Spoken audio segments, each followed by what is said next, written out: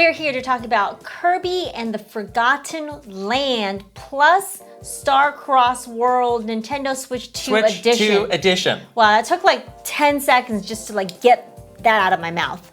But you know who agrees with you? Nintendo Doug Bowser. President Doug Bowser had a great tweet. That keeps a mouthful, isn't it? Mouthful mode. Get it? Doug's got jokes. Mouthful mode. Doug's got people writing him jokes. Doug's got people Yes. writing him jokes. We have been playing a ton of this game, and we wanted to talk about whether or not it's worth that $20 upgrade. Yes, we have been playing the game. Yeah. We are recording this on Thursday morning. So we played a lot last night when the game unlocked for us. We played Yes. more this morning. I think we're each maybe a little around like halfway through it. So Yes. we're here to share kind of our impressions so far and answer the question that I think a lot of people are probably asking themselves of, is this a worthwhile pickup? Whether you own the game already and you're just looking at that upgrade, or maybe you're picking it up for the first time. Right. So this game first came out about a little over 3 years ago. Yeah. $60. Kirby and the Forgotten Land was a game that we both played all the way Great through. Great game. Great game. Love that game. So we were both pretty excited for this game, and I think we already knew because we loved the first game that, this $20 upgrade to get the Switch 2 edition for the base game plus the DLC, which is Star-Crossed World, was like already pretty much like a done purchase for us.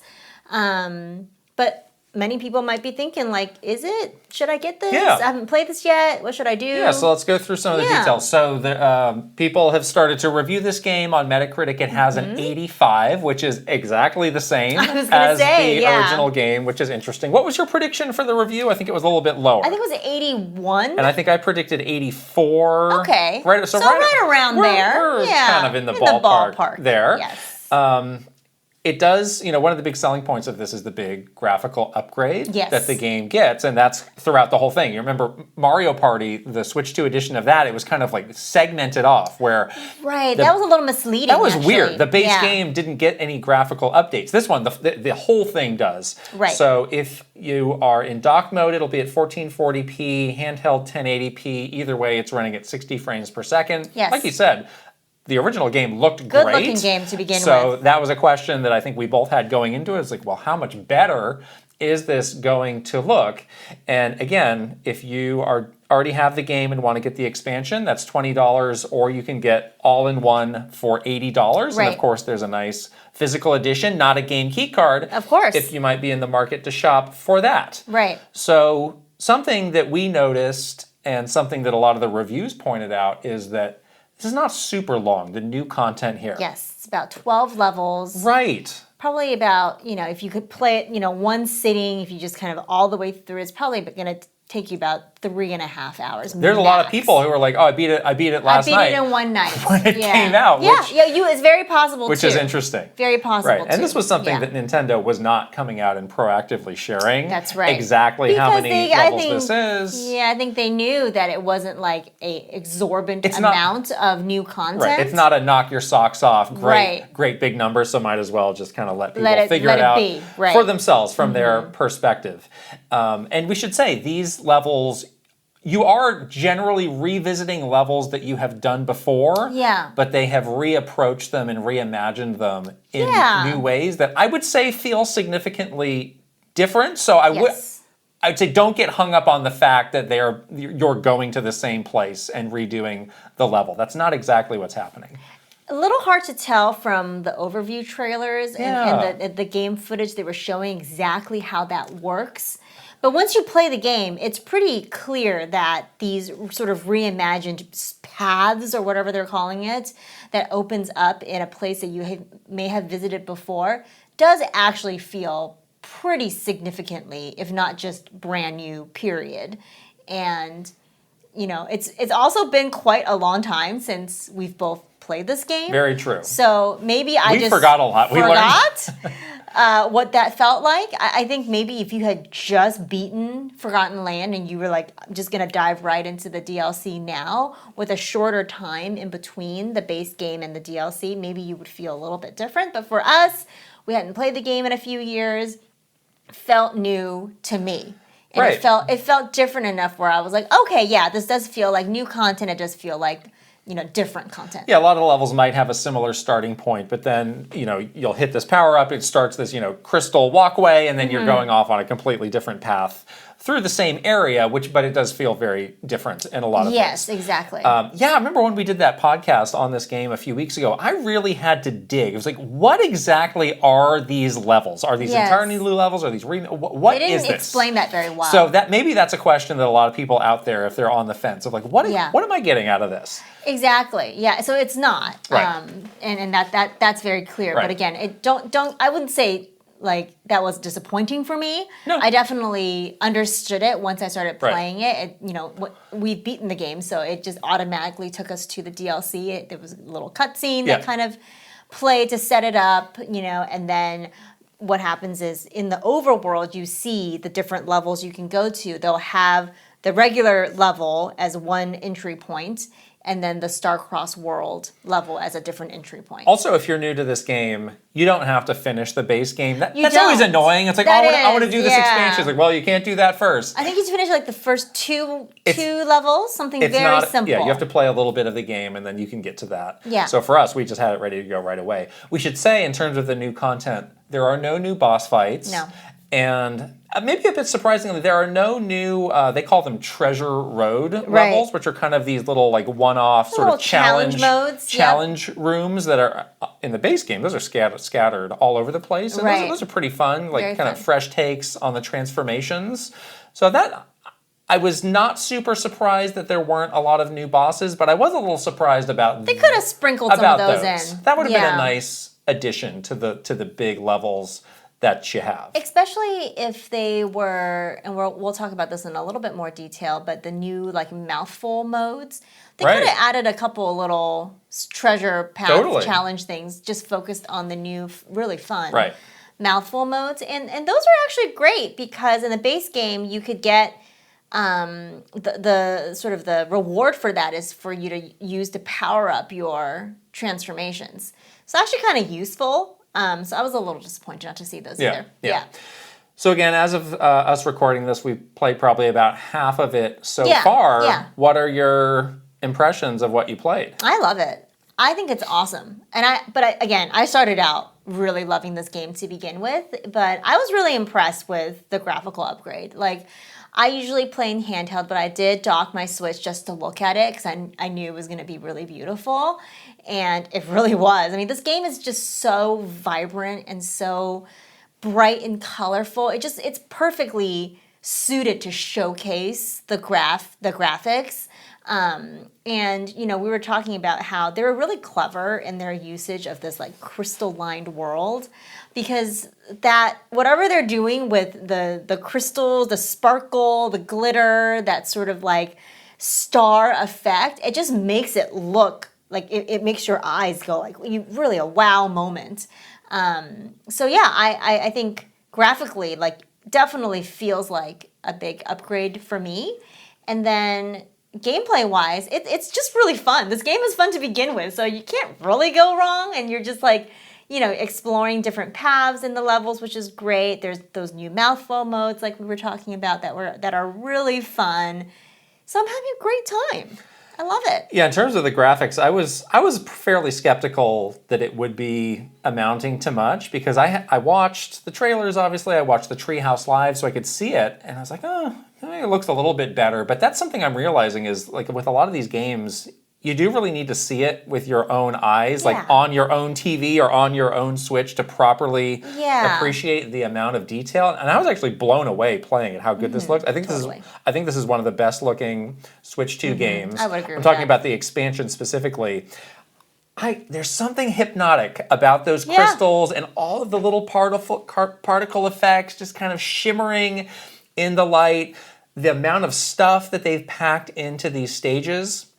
And I mean, Kirby's already kind of a low-key game to play, but I was in a real state of relaxation playing through these levels. I was like, I'm in a really nice groove. Yeah. And it was a combination of what I'm doing in the game with the visuals and the music, which is so nice. Like, they really like honed in on an aesthetic. So it's like, I get there's probably games that are like, oh, they're pushing more polygons, or like, oh, this isn't true 4K. Yeah. But again, like artistically, like they got this dialed in. That's what I'm saying. Like they're very smart in the way they approach this. They're not trying to do something like so hyper realistic or something like that to show the graphic capabilities. The way that the art style is, it just lends itself more to showing off how pretty the graphics are. And I totally agree with you. I play Kirby for relaxation. It's just a very like easygoing kind of let's just explore. And then because the world is so beautiful in this game, like that makes it so much more fun to just take your time. And the game never really like rushes you through. No. It just like just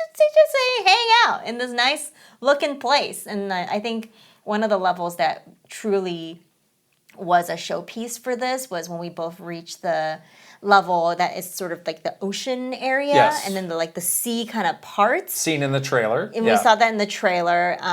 There's a reason why they put it in the trailer, because it is quite a spectacular moment once you finally get to play it. Yeah. And then the sea sort of like crystallizes and you see like all the underwater like coral and things like that.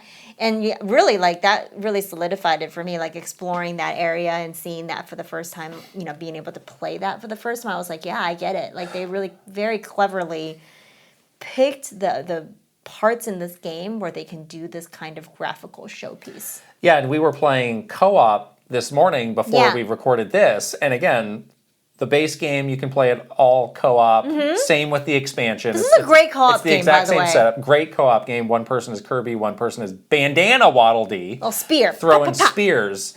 And there were a lot of points we would get to. It's like, let's just stop and I just want to look. I know. And I would get really close to the screen. Yeah, and we were taking like cute little screenshots. Which is not how I often play games, to stop and like, you know, admire the details of the graphics, but I really just had to do it. It's more so the world as a whole versus like the actual graphics. It's just like the art style in the world. Just again, they really figured out how to like make the most out of it somehow. Now, I have to say, many of us have finished or are wrapping up Donkey Kong Bonanza, a game that is highly destructible. This game, there are these little crystals. Oh man, we have built a habit. And stars and things all over the place, and your first instinct is, I want to smash it. I need to break all of these. I need to smash. Which is an interesting kind of rewiring of our brains. We've rewired our brains. Our expectation that we can just break this stuff. Yeah. I had such a letdown moment when I was cute little Kirby, you know, weaponless, powerless Kirby. Right. Soft, pink, cuddly Kirby. And I walked up to a crystal and I was like, eh. Oh, it's not this is not happening. I'm not Donkey Kong. Where it's like, I got a big hammer in the game from a character that looked a lot like Donkey Kong. I want to smash this crystal and you can't do it. Waddle Dee with his little spear. I was poking away desperately. There are some of them that the game will let you break. Yes. And they call it a breakable crystal. Yeah, and it'll like have something inside, but you can't break all of it. We shouldn't have this expectation, but I mean, that just kind of speaks to how special that Donkey Kong experience was. It totally rewired our brains. Your brain's just like, I'm going to break it. Yeah, it totally, because you play that game for, you know, like 40 hours. And so you're just like, your brain has already changed. Exactly. It's so funny.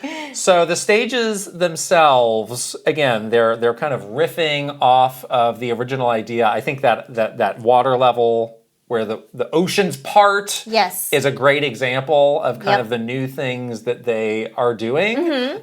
Does it feel sufficiently new to you? I think so. But again, I've forgotten completely what the base game felt like. You know, I remember having a lot of fun and I remember loving those levels, but I don't remember them deeply enough to say like, oh, that was from the base game, that was from the base game, I remember playing that, this isn't new.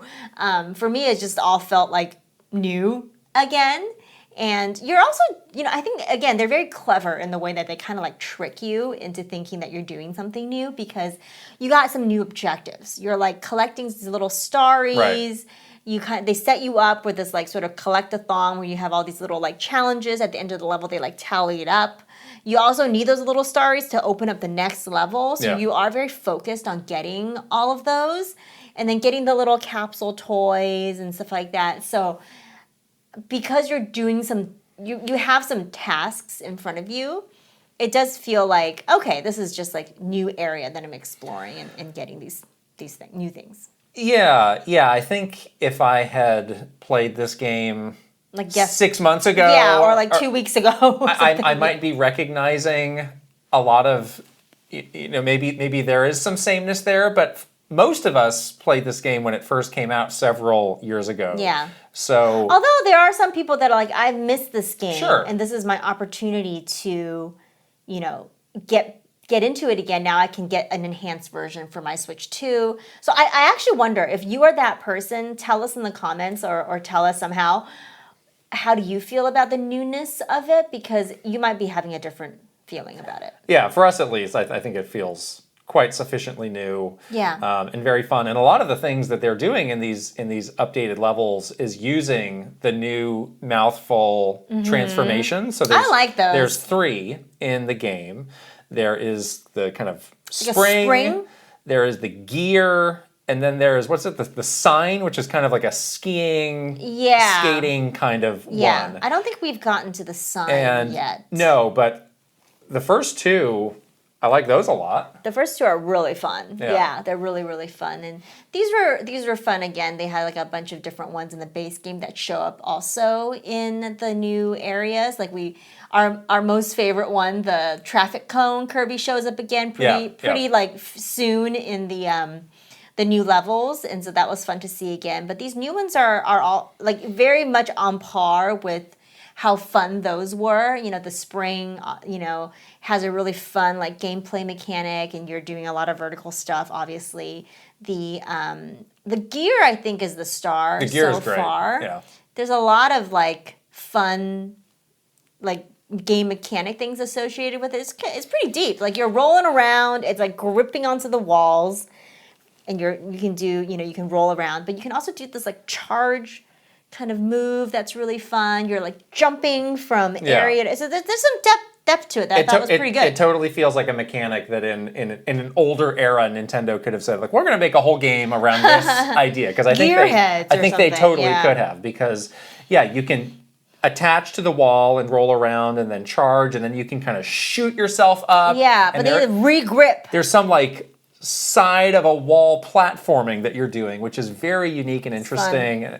And they just tuned the feel of it to be very good. Like the kerchunking of the gear as it attaches into the wall. You can see the little divots it makes as you roll around. Right, it's not like a perfectly smooth roll either. It's it feels very like yeah, and it has a lot of weight to it. It does. I just really like the feel of that. And the spring is also kind of like that too. You can feel it kind of like charging up, like and then kind of compressing. And then you unleash. And just on its face, it's like, well, there's a lot of games that have that kind of a mechanic where you're kind of springing around, and sometimes they feel better than others. Like this one just is really good. It's very, very good. Yeah. If you're playing co-op mode, Waddle Dee gets to take a ride on the transformation. So if you're... But you can throw your spears still. I was going to say, that was really fun for me, because I was Waddle Dee and you were Kirby, and I just got to like hang out on the big like spring or the big gear, but I was like still doing something, so that was fun for the second player. I think that they still have something to do. Yes. Yeah. So, based on what you have played so far, the big question people might have is this worth it? Yeah. To pick up, whether you're getting it for $20 if you're just getting the upgrade, or $80, the frightening $80 game. Here, what do you think?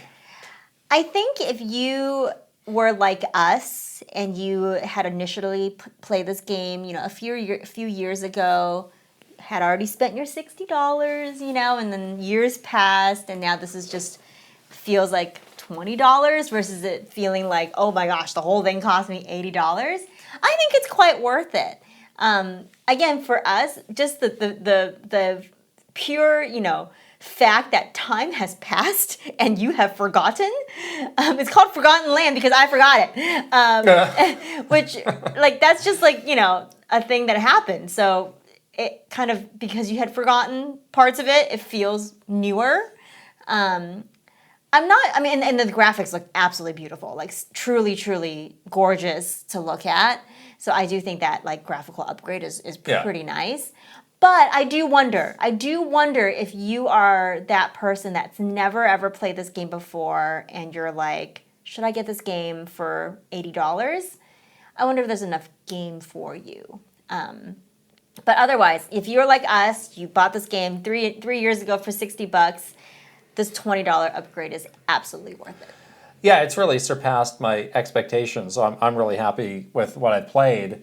It does seem like something, though, will probably be done by the end of the weekend. So again, if you're in the position of like, well, I need a game to last me until Pokemon Legends ZA or something, because we're in this weird place with some of these games where it's They're like, a little shorter. Are these coming out? When are these coming out? If you're kind of like in between games, right? Like you might want to think more about that if you've only got $20 between now and Pokemon. Yeah. If you only have $20 or you have $80 between now and Pokemon, right? I'm not sure there's not as much game exactly here. Right, but as far as just getting a taste of that sweet like highest possible end Kirby gameplay and experience, like again, this really surpassed my expectation. I'm going to savor what left of this. I know, right? I have. Play slow. I have, because it is really a pretty special experience, I think. Yeah, it is, but it is quite short. I yes. mean, you'll be done in a couple. I mean, we'll probably be done by tonight. We just started last night, yes. so.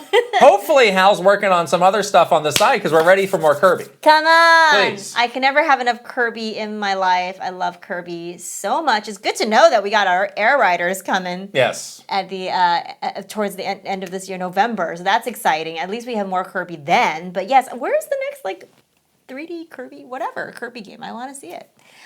Anyhow, that is our thoughts on how to say this again? Kirby and the Forgotten Land plus Star Cross World Nintendo Switch 2 Edition. Oh, I'm getting it now. Yes. I'm getting it now, and we'll never have to talk about this game again. Awesome. Anyhow, let us know what you think of the game if you've been playing. If you are in our camp or you've kind of forgotten it, and let us know if you're enjoying it and if it feels new to you. Or if you're in the other camp where you're like, I just played the base game, 2 days ago, and now I'm playing this. I want to know how you guys feel about it, too. So, yeah. All right. We'll talk to you guys later. Bye.